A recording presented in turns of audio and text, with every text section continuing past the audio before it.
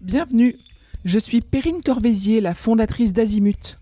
Azimut, c'est le guide des parents pour une orientation scolaire et professionnelle sur mesure avec votre enfant. Nous nous appuyons sur près de 100 spécialistes de l'orientation pour vous informer et vous conseiller. Pour découvrir l'ensemble des ressources Azimut, rendez-vous sur azimut-orientation.com. Vous pourrez notamment vous inscrire à notre newsletter. Je laisse place maintenant au contenu de cet épisode. Bonne écoute. Bonjour, nous sommes aujourd'hui chez MyPrépa, une CPGE, c'est-à-dire une classe préparatoire aux grandes écoles. Et je suis en compagnie de Ken Lecoutre et de deux anciens étudiants, Doha et Dimitar. Ken, je vais commencer par vous demander de vous présenter. Bonjour Perrine, merci beaucoup. Donc, je m'appelle Ken Lecoutre, je fais partie aujourd'hui de l'équipe de direction de MyPrépa. Voilà, j'ai 31 ans, je suis papa d'un petit garçon de 5 ans. J'ai fait l'ESSEC après une prépa. J'ai été dès le départ déterminé par le fait de travailler dans la tech. Je suis un peu fan de science-fiction, j'aimais bien tous les sujets, intelligence artificielle, etc. Donc j'ai commencé par travailler dans une big tech américaine en intelligence artificielle justement. À côté de ça, je faisais des cours, notamment de culture générale, et c'est vraiment dans la pédagogie, dans la transmission, que je me suis le plus épanoui. Et c'est pour ça que j'ai été amené à rejoindre MyPrépa, donc qui est une prépa HEC privée, qui s'est construite autour justement des valeurs d'innovation pédagogique et technologique. Et aujourd'hui, je travaille donc à MyPrépa et à LiveClass, qui est le penchant technologique de MyPrépa, une plateforme qu'on a développée justement pour optimiser la transmission et la prépa de nos étudiants. J'ai compris que votre arrivée à MyPrépa émanait d'une rencontre. C'était en 2013, c'était une rencontre, celle d'Olivier Sarfati, alors que j'étais étudiant en prépa HEC à Nice, et à l'époque j'avais vraiment beaucoup de mal en mathématiques, je partais de loin, et j'avais besoin d'un déclic. Donc Olivier, c'est d'abord ce prof de maths génial, diplômé d'HEC, qui m'avait aidé à avoir ce déclic en maths grâce à ses méthodes pédagogiques. Et je me souviens, ce qui m'a vraiment le plus plu à l'époque, c'est le sentiment d'être reboosté à la fin de chacun de ses cours. Au-delà de l'aspect méthodologique, il y avait une composante préparation mentale et stratégie de concours qui faisait vraiment la différence, et qui était hyper importante pour moi. Olivier, c'était aussi ce bachelier sans mention au bac, dans lequel je me suis un peu reconnu, qui décroche HEC grâce à une organisation et des méthodes millimétrées, dont j'avais lu le livre Mes secrets pour intégrer HEC, qui était un peu mon livre de chevet à l'époque. Et c'est en grande partie grâce à ces méthodes que j'ai intégré l'ESSEC en 2 ans, en venant d'une petite prépa de province, du coup à Nice, dans lequel il faisait bon travailler, il y avait beaucoup de soleil et la plage, et c'était super, mais c'est vrai qu'en termes d'accompagnement, de méthodologie, on n'avait pas forcément ce côté très préparation au concours qu'on peut retrouver dans certaines prépas parisiennes. Ensuite, j'ai rejoint MyPrépa en tant qu'enseignant, notamment en culture générale. J'avais une méthode innovante que j'avais développée et qui permettait à mes élèves de gagner en moyenne entre 4 et 5 points sur la moyenne nationale, dans cette belle épreuve de dissertation de culture générale, qui est une épreuve difficile au concours. 4 et 5 points, c'est énorme et ça montre encore une fois l'importance d'avoir une méthode de travail optimisée pour les concours. Et j'ai compris qu'après vous avez créé du coup une nouvelle prépa HEC. Pourquoi ? Donc d'abord par passion, la passion pour la prépa qu'Olivier et moi partageons. On trouve que c'est un magnifique challenge, ce concours, un défi intellectuel, une opportunité pour les jeunes de grandir à la fois intellectuellement et humainement. Il y a toute une composante développement personnel, on apprend à travailler de façon plus efficace, à s'organiser, à travailler longtemps. Moi je me souviens, je suis rentré en prépa, travailler 4 heures d'affilée sur un sujet de maths, c'était impensable, en fait j'avais des crampes au cerveau. Et puis très rapidement ça devient quelque chose d'habituel, donc ça on développe aussi quelque chose qui me semble encore plus d'actualité aujourd'hui, la capacité à rester concentré, à rester focus, à l'ère des réseaux sociaux, du digital, etc. C'est d'autant plus important. Donc par passion, mais aussi par frustration. Parce qu'on voyait bien déjà à l'époque que les méthodes d'enseignement traditionnelles qui sont enseignées en prépa sont loin d'être le plus efficientes. Donc on savait qu'en intégrant les neurosciences, on a beaucoup travaillé sur les études par exemple en neurosciences de Stanislas Dehaene, de John Hattie, les méta-analyses, toutes les conclusions de ces grandes analyses internationales sur justement qu'est-ce qui fait qu'on arrive à ancrer les apprentissages à long terme. Parce que c'est ça la grande différence entre le lycée et la prépa, c'est le fait qu'au lycée on est sous le régime du contrôle continu. En gros on peut apprendre quelque chose et l'oublier la semaine d'après dès que le DS est passé. Alors qu'en prépa, tout ce qu'on apprend doit durer au moins 2 ans, jusqu'à ce que le concours arrive. Donc ça demande d'ancrer les apprentissages de façon différente, et on a beaucoup travaillé sur cette question-là. En intégrant aussi la technologie, on a développé notre outil propriétaire, LiveClass, qui permet à nos cours, que ce soit en distanciel ou en présentiel, d'être plus efficaces, plus interactifs, et enregistrés aussi, ce qui est un détail non négligeable. En prépa, on peut difficilement aujourd'hui s'en passer. Et également les meilleures pratiques éducatives au niveau international. On s'est beaucoup inspiré des anglo-saxons, des asiatiques notamment, pour importer les bonnes méthodes pédagogiques qui n'avaient pas forcément pris aujourd'hui dans le monde de la prépa. Donc c'est vrai qu'avec Olivier, on a toujours eu ce côté très hacker. On a passé des années à tester, à optimiser chaque méthode pédagogique, chaque détail de nos cours pour trouver les méthodes d'apprentissage qui font gagner du temps à nos étudiants. Donc au début, c'était ça, MyPrépa, c'était des cours complémentaires pour les étudiants de prépa HEC à mieux se préparer.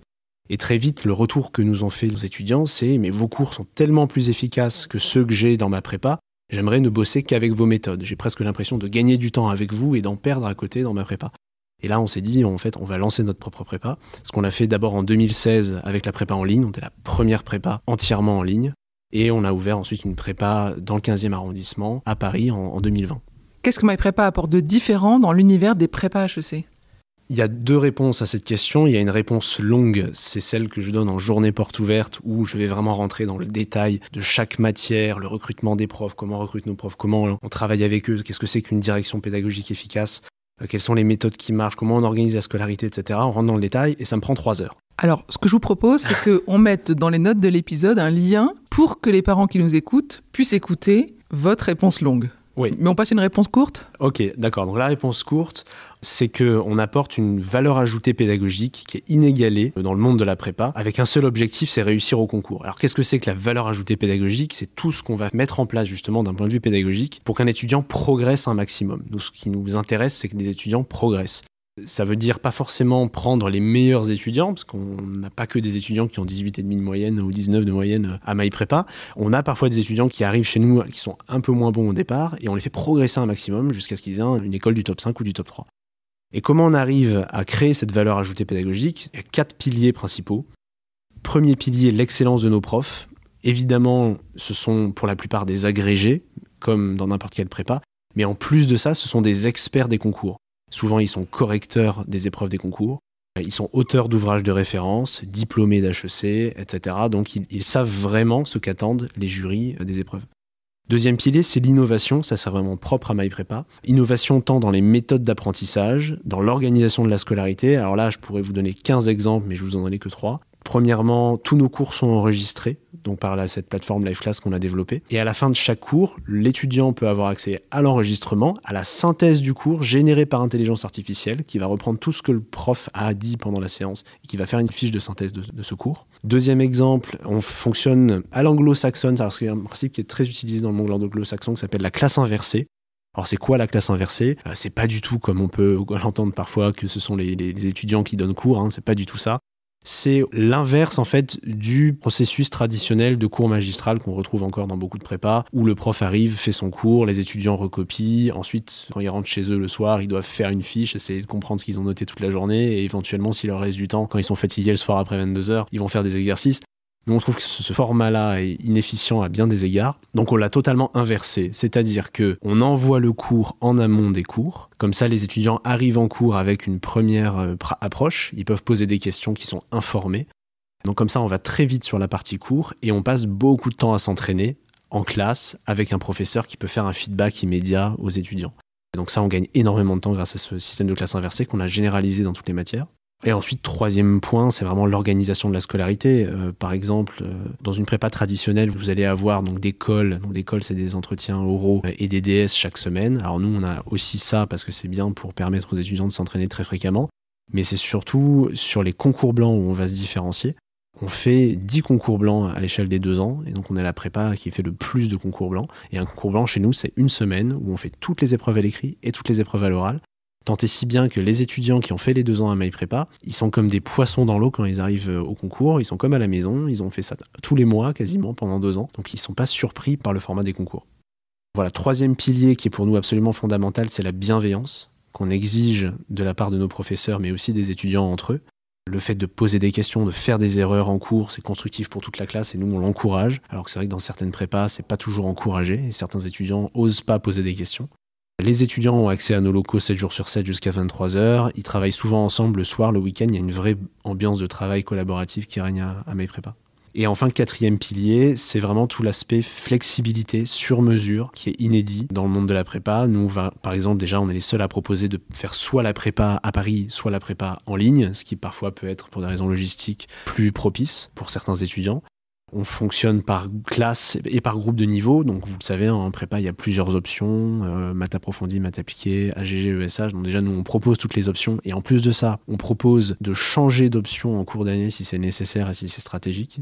On fonctionne, comme je le disais, par groupe de niveau. Et même à l'intérieur des classes, on fonctionne ensuite par atelier. Enfin, je ne vais pas rentrer dans les détails, mais en gros, on a plusieurs façons de personnaliser la préparation de chaque étudiant en fonction de son niveau.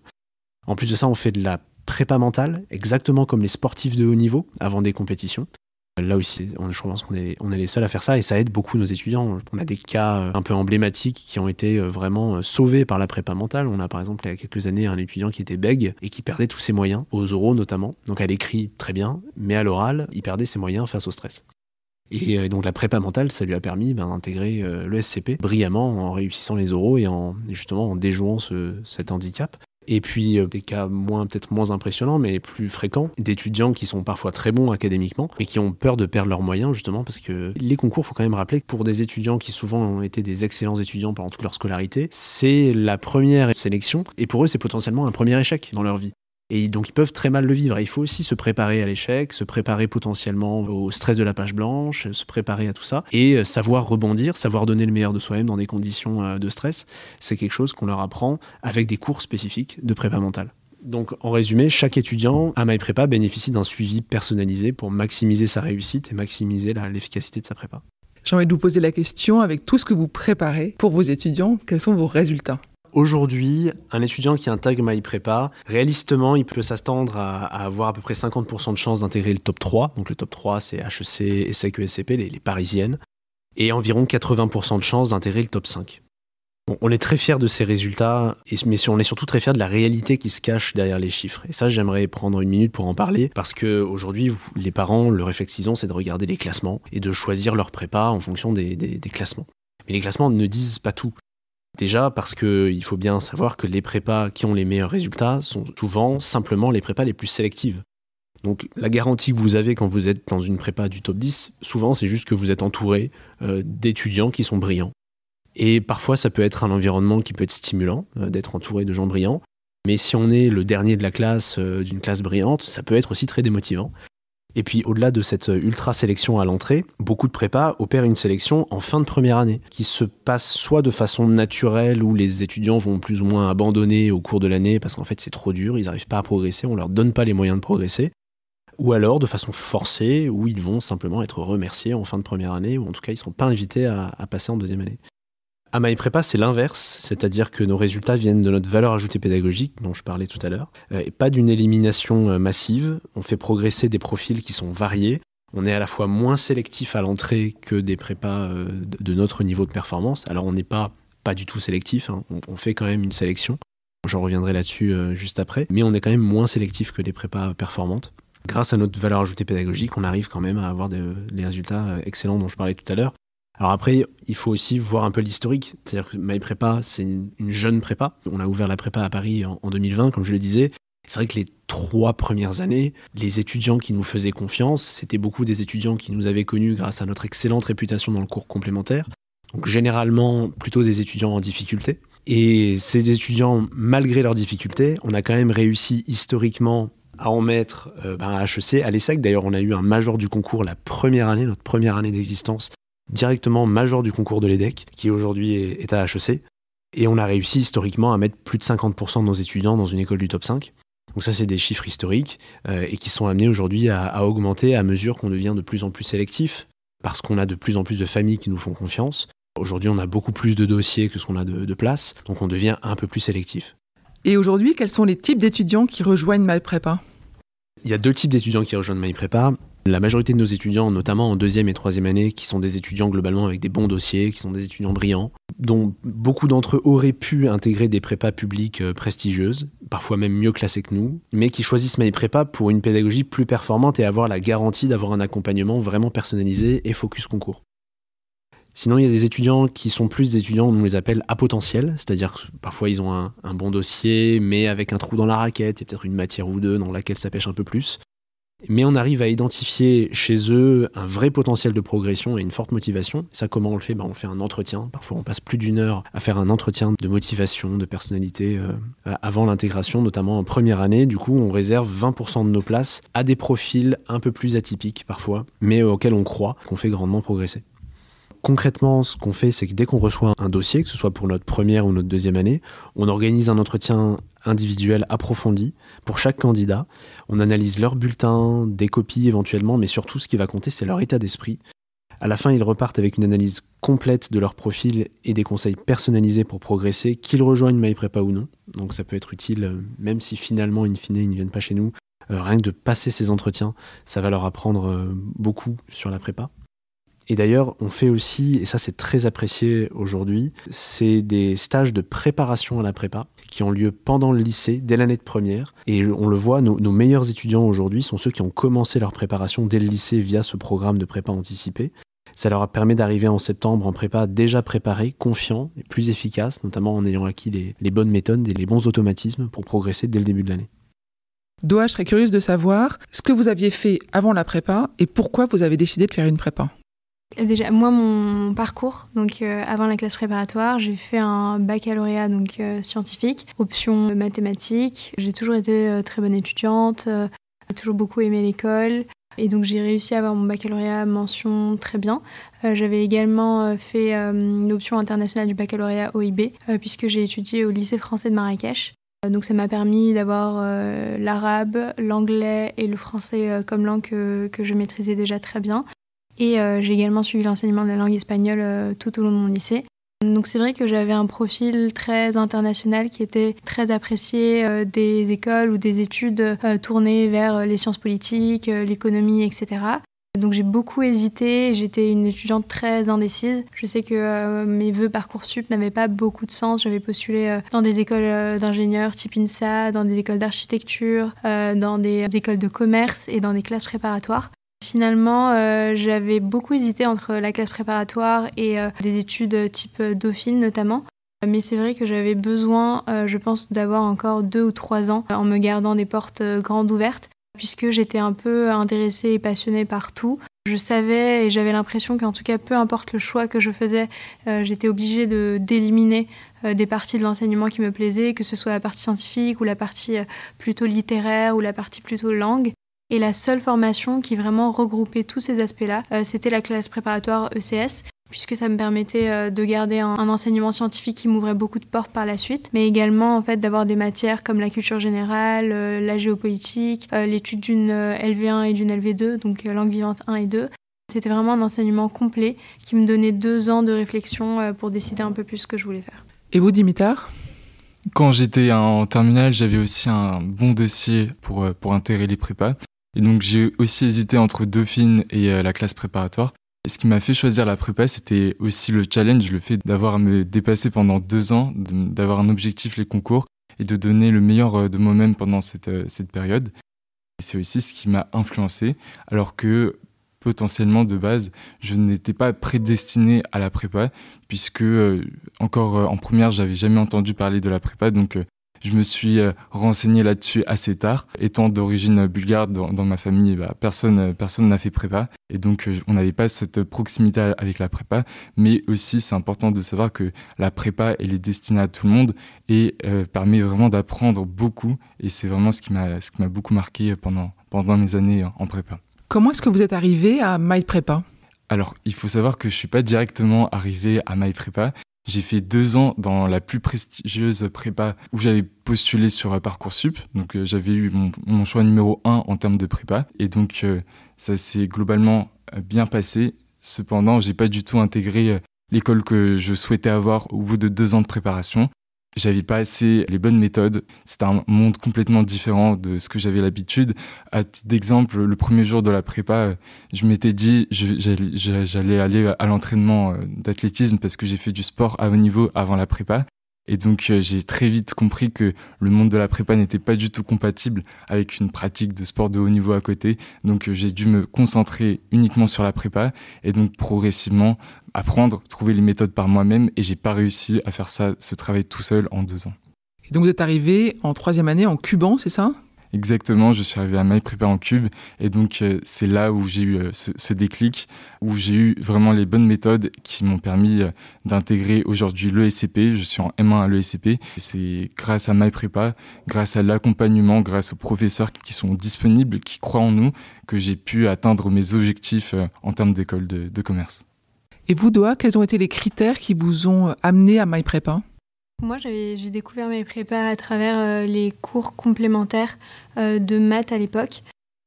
Donc j'ai également intégré une classe préparatoire publique, une très bonne classe préparatoire publique à Paris, où ça s'était plus ou moins bien passé.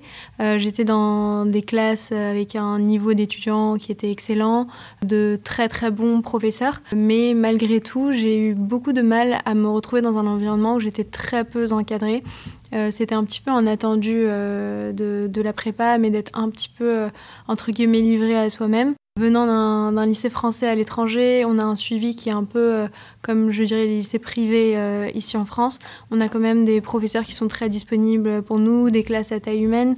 C'est vrai qu'arriver dans une très bonne classe préparatoire, on était presque une 50aine par classe, où les cours allaient très vite, où les professeurs, malgré l'excellent niveau de la classe, avaient très peu de temps pour répondre aux questions de 50 étudiants. J'ai eu beaucoup de mal à me retrouver un petit peu dans cet environnement-là. Et donc j'ai commencé à avoir des lacunes en mathématiques puisque j'avais un professeur de mathématiques qui allait très très vite en prenant en considération le fait que le niveau de la classe était excellent. Et finalement, il y a beaucoup d'étudiants qui ont lâché cette matière-là, qui est la matière avec le plus haut coefficient au concours. Et donc mes parents ont décidé de me prendre des cours complémentaires de mathématiques à côté. Et c'est là où j'ai découvert MyPrépa. Je suis tombée sur MyPrépa comme étant vraiment un leader sur les cours complémentaires. Et surtout, ils proposaient des cours complémentaires en ligne. Donc ça permettait d'éviter les déplacements, de perdre du temps dans les transports. Et c'est là où j'ai aussi donc du coup découvert la live class. J'ai vraiment été impressionnée par la plateforme et ça s'est avéré très très utile puisque moi ma première année de classe préparatoire ça a été l'année du Covid. Donc en mars la classe préparatoire a fermé à Paris. On a tous dû retourner dans nos familles. Et c'est là où j'ai eu un vrai choc puisque on avait des professeurs qui avaient beaucoup de mal à s'adapter en fait à ce nouveau contexte comme je pense un peu partout. Mais MyPrépa en fait l'avait très bien fait grâce à la live class. Ça permettait en fait de garder un format de classe classique. J'ai pas du tout été bouleversée par le côté Covid. J'ai réussi en fait à avoir un tableau chez moi, à avoir une vidéo qui permettait de prendre en photo mes cahiers, mes notes, mes exercices, chose que je n'avais pas dans mon autre classe préparatoire. Et c'est là où vraiment j'ai eu un comparatif qui s'est fait naturellement, où je me suis rendu compte que face un peu au contexte qui était très très incertain, MyPrépa a réussi à s'adapter. Et je sais que, encore une fois, donc je suis quelqu'un de très scolaire. Je me voyais pas faire une classe préparatoire 100% en ligne, puisque j'aime me lever le matin et aller en cours. Et je suis arrivée donc à la fin du Covid. MyPrépa a pris la décision d'ouvrir des classes préparatoires en présentiel et d'avoir les locaux à Paris. C'est là où je me suis dit que tous les éléments étaient en fait alignés pour que je rejoigne MyPrépa en deuxième année. Qu'est-ce que vous donneriez comme conseil aux parents pour choisir une prépa aujourd'hui ? Ce serait quoi les critères ? Alors je pense que c'est un choix qui est très compliqué et surtout qui demande en fait de prendre en compte des critères qu'on n'a pas forcément en tête en tant que parent ou en tant qu'étudiant. Moi, c'est très simple. Mon père avait fait une classe préparatoire aux grandes écoles d'ingénieurs, donc rien à voir. Et mes parents n'avaient pas trop d'idées des écoles de commerce en France. On connaissait plus ou moins HEC, l'ESSEC et le SCP. Mais on n'avait pas, on va dire, le référentiel de quelles sont les grandes classes préparatoires en France. Donc j'avais pris le classement de l'étudiant qui sort chaque année en me disant que j'allais postuler aux 10-15 premières prépas et que j'allais prendre celle qui allait être le mieux classée. Sauf qu'il y a énormément d'éléments qui rentrent en compte hors le classement. C'est important en tant que parent d'être capable de savoir quel profil notre enfant a. Je pense que quand on a un enfant qui a besoin d'être encadré, qui est souvent le cas de plein d'étudiants en fait, à 18 ans, on a besoin d'être dans un environnement où on est plus ou moins suivi.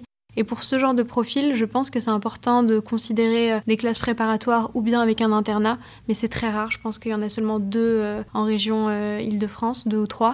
Ou bien des classes préparatoires où en fait on va avoir un suivi complet pédagogique de l'emploi du temps à 9h du matin jusqu'à en fait 20h, 22h. Et ça, c'est très peu le cas dans les classes préparatoires publiques, sauf exception encore une fois. Et c'est là où en fait une classe préparatoire comme MyPrépa, une classe préparatoire privée, ça pose en fait un cadre qui est pédagogique, mais aussi au-delà de la pédagogie, un suivi psychologique, une préparation mentale au quotidien qu'on ne retrouve pas dans toutes les classes préparatoires. Donc je pense que si en tant que parent, si les étudiants en ont l'occasion, c'est important de rentrer en contact avec des anciens étudiants de la prépa. C'est important de se déplacer si on peut dans les prépas pour parler aux équipes pédagogiques, aux professeurs, de faire les journées portes ouvertes, puisqu'en fait la prépa c'est vraiment un monde à part. Et le classement, c'est peut-être 10% de la réalité qui se cache derrière. Donc honnêtement, un conseil, c'est essayer de discuter avec les anciens étudiants, les étudiants en cours, essayer de participer au salon des études, essayer de participer aux journées portes ouvertes, regarder les sites. Je sais que MyPrépa faisait pas mal de vidéos, de témoignages. Essayez de vous informer sur la classe préparatoire, puisque c'est un choix qui est quand même très important et qui définit en fait le résultat pour lequel on travaille pendant 2 ou 3 ans. Donc c'est important de s'y investir à 100%. Et Dimitar, vous avez d'autres critères à conseiller aux parents ?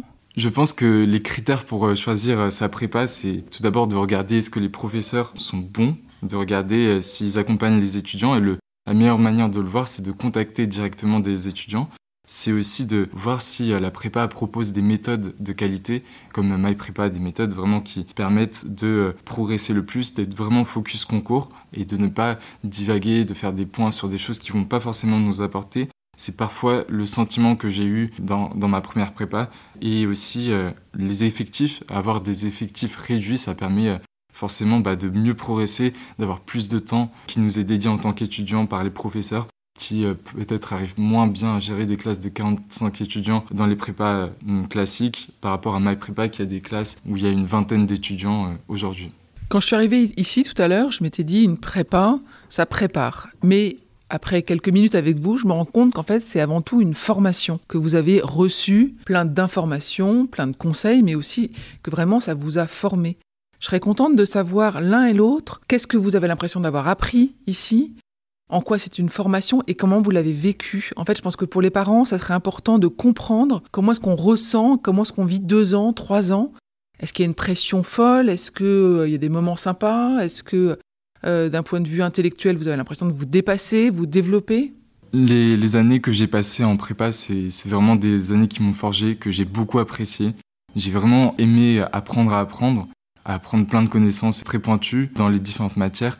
Aussi à progresser parce que on est confronté à quelques difficultés en prépa, mais on arrive à les surmonter avec du travail, avec de la persévérance, on arrive à progresser et c'est quelque chose de très gratifiant quand on a les bonnes méthodes de progresser dans les différentes matières.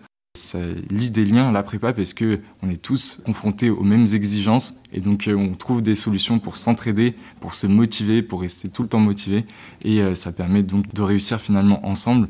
Dès qu'on est en prépa, en fait, on est tous dans le même bateau et ça permet de vraiment s'entraider. Et vous, Doha, est-ce que vous pouvez nous raconter comment vous avez vécu la prépa ? De mon côté, j'ai vécu la prépa comme une expérience qui était au départ, donc surtout dans la prépa publique où j'étais, plutôt stressante. On était entouré d'un milieu quand même qui est très compétitif à l'origine, mais toutefois j'ai vraiment senti un avant-après avec le changement de classe préparatoire et en arrivant à MyPrépa. Étant quelqu'un de nature plutôt stressée, plutôt angoissée, ça a vraiment été une expérience qui m'a permis de travailler sur ce stress-là et sur cette angoisse-là.